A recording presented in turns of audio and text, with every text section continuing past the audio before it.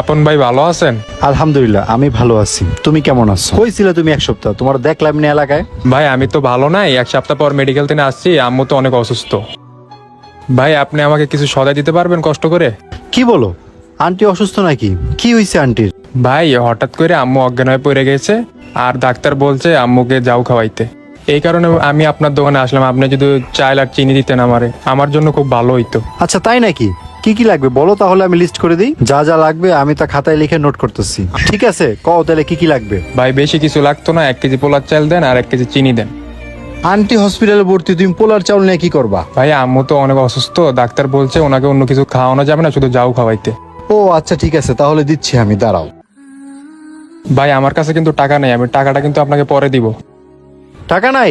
আচ্ছা টেনশন করো না, আমি তোমাকে দিতেছি। টাকা নিয়ে তুমি কোনো টেনশন করো না।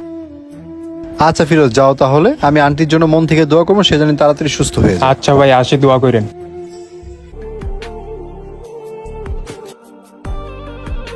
আসসালামু আলাইকুম বড় ভাই ভালো আছেন? ওয়ালাইকুম আসসালাম। কি খবর মেহেদি? তোমার তো কতদিন ধরে দেখি না, কই থাকো তুমি? ভাই বিয়া শাদী করছি তো, শ্বশুর বাড়ি গেছিলাম, আজকে আসলাম। কিছু সদাইপাতি লাগতো তো, তার জন্য আসলাম। ও আচ্ছা তাই না? তাহলে কি কি লাগবে বলো, আমি লিস্ট করতেছি। 5 কেজি পোলাও চাল, 1 কেজি চিনি, 2 খাসা ডিম, আর আপনি 2 কেজি দুধ দেন, প্যাকেটেরটা দিয়েন।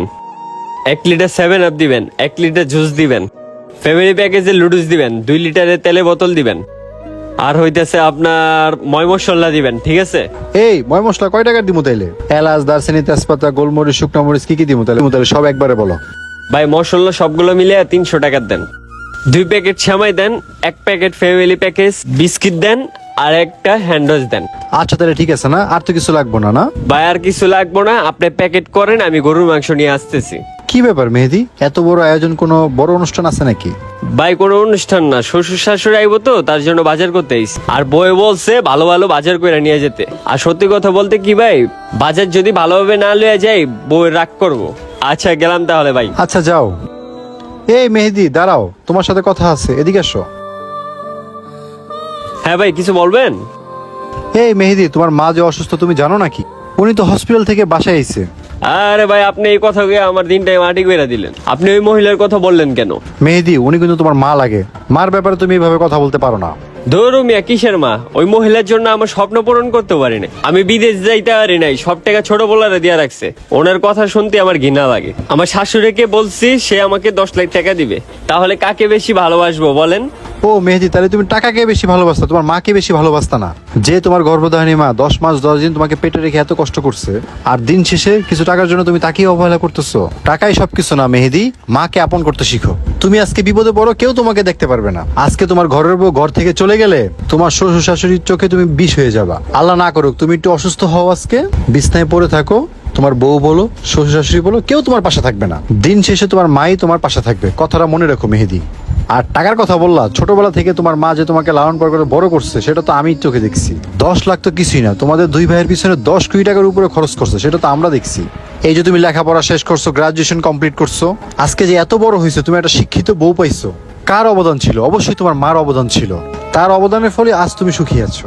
আর তুমি ভালো করেই জানো, তোমরা ছোট থাকা অবস্থায় তোমার বাবা তোমাদের রেখে চলে গেছে। তোমাদের মা এতটা কষ্ট করে তোমাদের 2 ভাইকে যে বড় করছে, তুমি যদি এতটুকু চিন্তা করতা, তুমি শ্বশুর শাশুড়ির কথা ভুলে যেতে, সারাক্ষণ মার ভক্ত হয়ে থাকতা।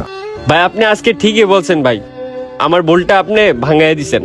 সামান্য এই 10 লাখ টাকার জন্য আমার মার থেকে আমি দূরে সরে গেছি, আর আমি একটুও ভাবি নাই আমার মা আমাদের জন্য কতটা কষ্ট করছে। ভাই আমি আমার এই মুখ নিয়ে কিভাবে আমার মার কাছে যাই? আমার তো খুব লজ্জা লাগতেছে ভাই। মা বাবার কাছে সন্তান যতই খারাপ হোক না কেন, দিন শেষে তারা মাফই করে দেয়।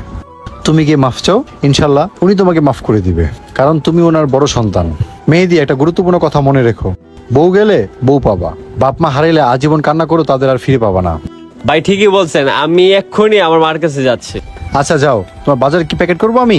না ভাই, আমার বাজার লাগবে না, আগে আমার মারে দেখে আসি, মায়ে যেটা বলবে সেটা আমি নিয়ে যাব, কারণ আমার মাকে আমি অনেক কষ্ট দিছি, আর দিতে চাই না। আচ্ছা, আমি আন্টির জন্য দোয়া করি যেন দ্রুত সুস্থ হয়ে যায়।